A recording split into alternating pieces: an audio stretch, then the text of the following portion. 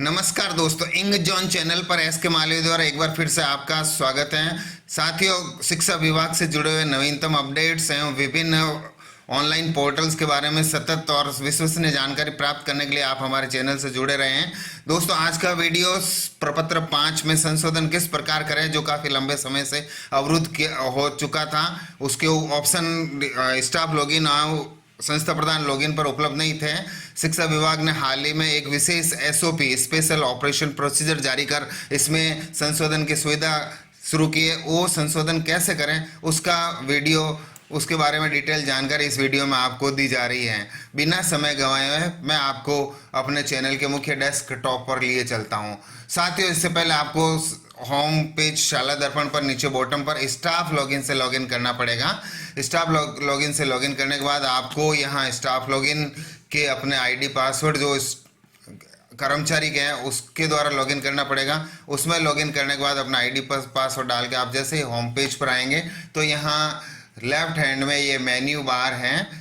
इसमें आपको यहाँ स्टूडेंट पर क्लिक करना है। स्टूडेंट पर क्लिक करने के बाद आपको students basic information updation module पर क्लिक करना पड़ेगा। इस पर आप जैसे ही क्लिक करेंगे तो आपके सामने एक शपथ पत्र आएगा जिसमें आपको सभी पर राइट चेक का निशान करना है। पहले मैं इसको आपके लिए पढ़ लेता हूँ। शाला दर्पण पर विद्यार्थियों से संबंधित अद्यतन का अति महत्वपूर्ण कार्य आप द्वारा किया जाना है, जिसमें विद्यार्थी का नाम, माता पिता का नाम, जन्म दिनांक, लिंग, जाति, वर्ग, बीपीएल, ईडब्ल्यूएस, सीडब्ल्यूएसएन में विद्यालय एवं स्टाफ लॉगिन के माध्यम से वांछित बदलाव किए जाने की सुविधा दी गई है। अतः विद्यालय में उपलब्ध दस्तावेजों के आधार पर विद्यार्थी के उक्त संशोधन किए जाएंगे। आपको घोषणा करनी पड़ेगी कक्षा अध्यापक को विद्यार्थी के मूल छाया प्रति दस्तावेज की जांच सावधानी पूर्वक कर ली गई। मैं इसको राइट चेक कर लेता हूँ। जिन विकल्पों में बदलाव किया जाना उनका चयन कर सही प्रविष्टि कर ली गई। मैं इस पे चेक कर लेता हूँ। विद्यार्थियों का नाम, जन्म दिनांक इत्यादि में विद्यालय स्तर पर केवल एक बार ही संशोधन किया जा सकेगा कि पुष्टि मेरे द्वारा की जाती है। मैं इस पे चेक कर लेता हूँ। विद्यार्थी के विद्यालय में उपलब्ध दस्तावेजों के अनुसार यदि संशोधन कोई त्रुटि रह जाती है तो इसके लिए मैं स्वयं जिम्मेदार रहूंगा। अब जैसे ही मैं अंतिम चेक पर राइट करता हूं तो नीचे वेरीफाई का ऑप्शन आ जाता है। उक्त सारी सूचनाएं एवं वार्निंग मेरे द्वारा वेरीफाई कर दी गई है। वेरीफाई के बटन पर क्लिक करता हूं जैसे ही तो मेरे सामने यह प्रपत्र 5 में संशोधन का नया मॉड्यूल ओपन हो जाता है। उससे पहले साथ ही आपको बताना चाहूँगा कि यह direction of SOP special operation procedure की फाइल आप यहाँ से डाउनलोड कर सकते हैं और यूज़र मैनुअल ऑफ एसओपी इसको कैसे उपयोग में लें इसको भी आप यहाँ से डाउनलोड कर सकते हैं। सबसे पहले आपको यहाँ क्लास, जिस क्लास के टीचर आप मैप किए गए वही क्लास यहाँ होगी। बताना चाहूँगा अगर आप किसी क्लास के क्लास टीचर मैप नहीं है तो आपके यहाँ मॉड्यूल नहीं खुलेगा। पहले आपको अपने संस्था प्रधान से आप जिस कक्षा के कक्षा अध्यापक है उसका मैपिंग करवाना पड़ेगा। सेक्शन में सेलेक्ट कर देता हूँ ए और शो पर मैं जैसे ही क्लिक करता हूँ तो मेरे सामने मेरे क्लास के स्टूडेंट्स की लिस्ट खुल जाती है, ओपन हो जाती है। मुझे यहाँ पर एक विद्यार्थी की जन्म तिथि में परिवर्तन करना है तो मैं इस विद्यार्थी को क्रमांक 8 को सेलेक्ट करता हूँ। इसको सेलेक्ट करता हूँ तो पहले इसकी ये बेसिक इन्फॉर्मेशन यहाँ आ जाती है। बेसिक इन्फॉर्मेशन के साथ ही एक इस तरह का एक डायलॉग बॉक्स मेरे सामने खुलता है, टेबल खुलती है। संशोधनों के विवरण, मुझे कौन सा संशोधन करना, नाम या फादर या मदर या जेंडर या डीओबी या कास्ट या बीपी एपी या सीडब्ल्यूएसएन, इसमें से जिस पे मुझे संशोधन करना है मैं उसको क्लिक कर देता हूँ। मुझे उसके डेट ऑफ बर्थ में संशोधन करना है तो मैं उसको डेट ऑफ बर्थ को जैसे ही संशोधन करता हूँ तो यहाँ एडिट का मॉड्यूल शुरू हो जाता है। इससे पहले यहाँ देखिए किसी तरह का कोई ऑप्शन मॉड्यूल नहीं है। इसकी डेट ऑफ बर्थ में मैं संशोधन करना चाहता हूँ तो वो संशोधन जो है मेरे एसआर नंबर और विद्यालय में उसके प्रवेश के रिकॉर्ड के अनुसार जो है वो उसकी डेट ऑफ बर्थ जो है मैं उसको चयन कर लेता हूँ। ये सुधार करना है मुझे, इसका 1 तारीख है, 26 के बजाय उसके 27 है तो मैं उसको अब सुधार करके जो वांछित है वो प्रविष्टि कर ली। बताना चाहूँगा इसमें आप एक से ज़्यादा भी सुधार एक साथ कर सकते हैं। मुझे ये सुधार अभी नहीं करना है। जितनी प्रविष्टि आपको सुधार करनी है आप यहाँ सब कर सकते हैं। अगर कोई डेटा गलत फीड हो गया आपसे तो आप उसको रीसेट कर सकते हैं। रीसेट के नीचे रीसेट का बटन है, उसके द्वारा आप वापस जो वांछित डाटा है वो आप यहाँ एंटर कर सकते हैं। तो मैं इसकी ये संशोधित जन्म तिथि यहाँ एंटर कर देता हूँ और उसके बाद मैं इसको सेव करूँगा। सेव करने मैं इसको सेव कर देता हूँ तो ये आता है डाटा सेव्ड सक्सेसफुली, पॉपअप आ गया। मैं इसको ओके करता हूँ। मैं इसको जैसे ही ओके करता हूँ तो ये सेव हो गया। अब सेव करने के पश्चात स्कूल लॉगिन से टू बी वेरीफाइड टैब में सत्यापन हेतु विद्यार्थी की सूची प्रदर्शित होगी। यानी कि कक्षा अध्यापक का कार्य यहाँ समाप्त हो जाता है। वो चाहे तो अब यहाँ से बाहर आ सकता है। अब उसको उसका कक्षा अध्यापक का दायित्व यहाँ समाप्त या पूर्ण हो जाता है। इसके बाद संस्था प्रधान का दायित्व या जिम्मेदारी शुरू होती है। उनके मॉड्यूल से जो काम किया जाना है उसके बारे में मैं आपको जानकारी देता हूँ।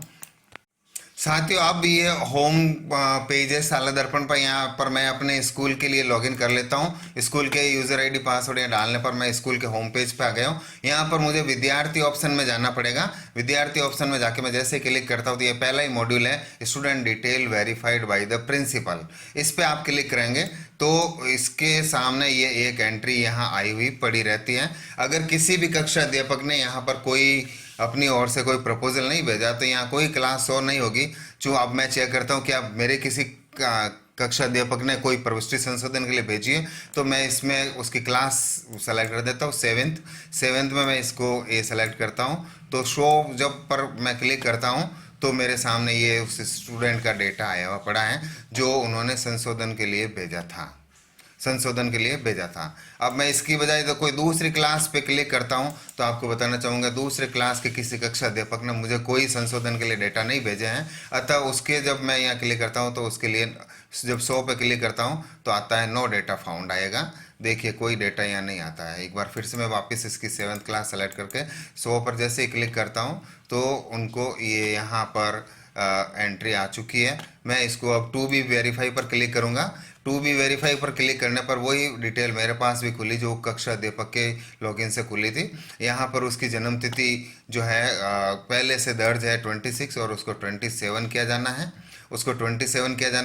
और इसके लिए जो है मुझे वेरीफाई या रिजेक्ट मैं चाहूँ पहले मुझे इसको एक संस्था प्रधान के नाते उसके सारे रिकॉर्ड्स चेक करने हैं, उसके सारे मिलान करने हैं। उनके मिलान करने के बाद ही मुझे इसको वेरीफाई करना है। ये एक बहुत ही गंभीर परिवर्तन है, जिम्मेदारी वाला परिवर्तन है।